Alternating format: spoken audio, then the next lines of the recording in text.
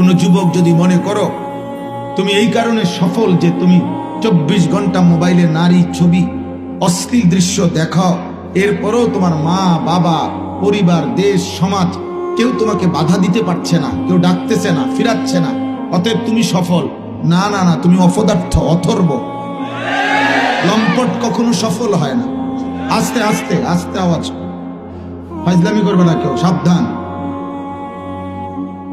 ঠিক বলতে যে বলতে গিয়ে হাসাহাসি করা, এটা তো অসভ্যতা, অভদ্রতা।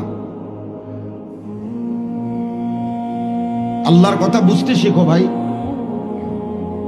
শুধু বিকট চিৎকার দিচ্ছ কেন? কোন অসভ্য, কোন লম্পট সে যদি মনে করে আমি স্বাধীন, না না বেটা, তুই তো বেয়াদব বেটা।